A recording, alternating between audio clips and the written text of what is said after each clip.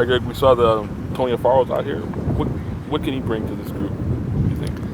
Again, another defender, center back. Obviously, we've lost a couple through the season, who understands the league. He's been in the league for a while. He's a veteran. He's a good guy for our locker room. He's a good guy in our team. He's comfortable on the ball, which suits our style. I mean, he's played in Seattle and played in New York, and those are two teams that like to have the ball, so they have similar types of ideas as us. So we felt like it would be a pretty seamless addition for him to step in and be a part of our group.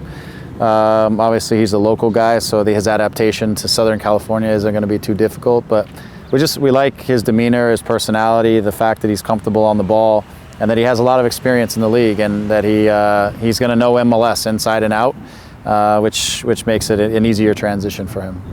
But the pairing of Mavinga and Leerdam, has that surprised you how they played together? How well they played together? Yes and no. I mean, I think both of them are experienced and smart players.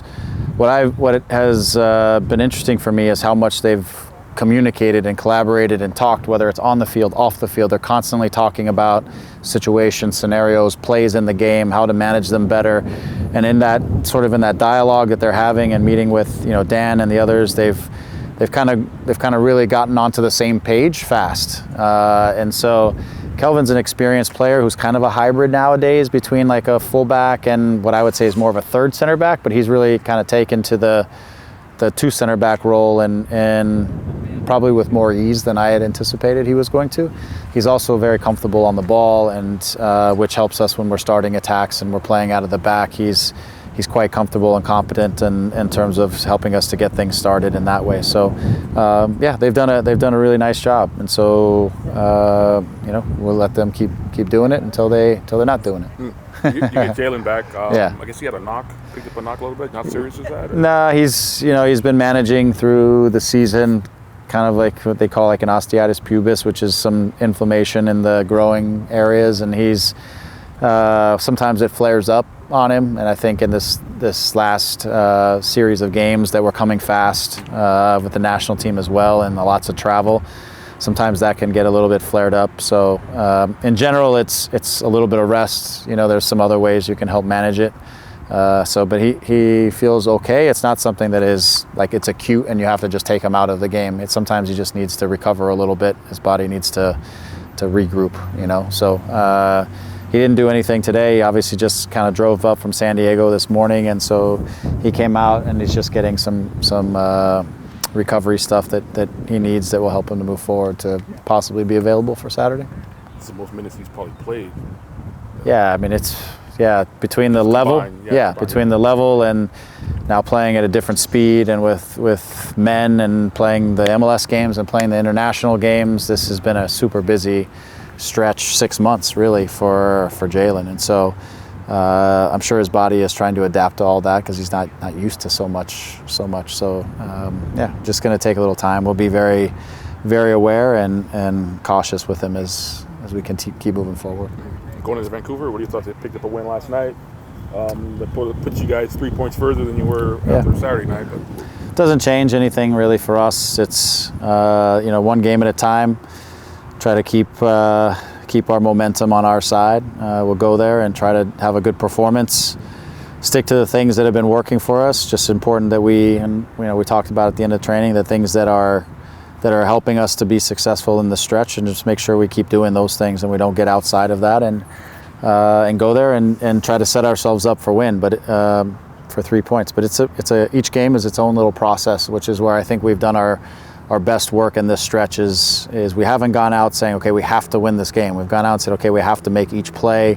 We have to take each play with the right amount of attention and attention to detail.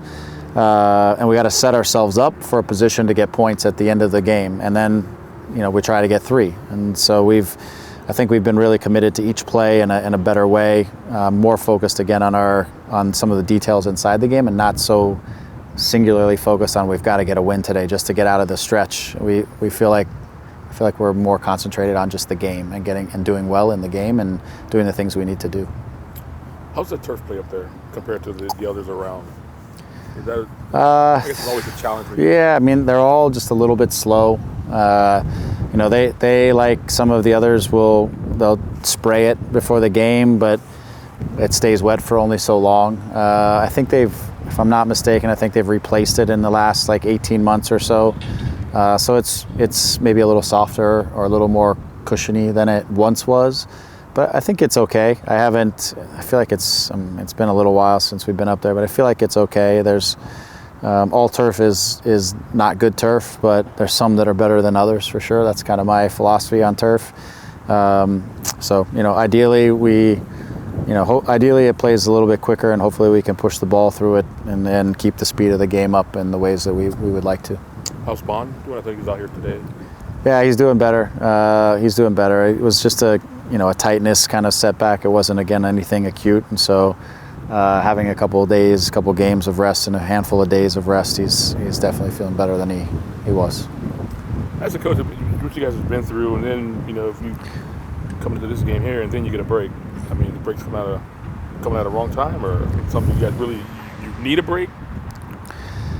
Well, I think it's I don't know if we really need a break or want a break, just because, again, I think the group has picked up some momentum. The energy in the group is a little different. The vibe is a little bit different right now. Those are all positive things, because that's one of the things that I felt was holding us back a little bit, was just we were in our own heads and we just needed to get out. And I think this stretch has helped us to get out. So there's a lot of positivity inside of that. So in some ways, I don't think it's a great time. In other ways, look, this is a time also for us that we want to try to continue to build our team, improve, and bring some guys in and get some guys healthy, do some things to maybe reset a little bit as we go into the final 12 games of the season. Use Leagues Cup as an opportunity to again tighten up some things that we want to be good at.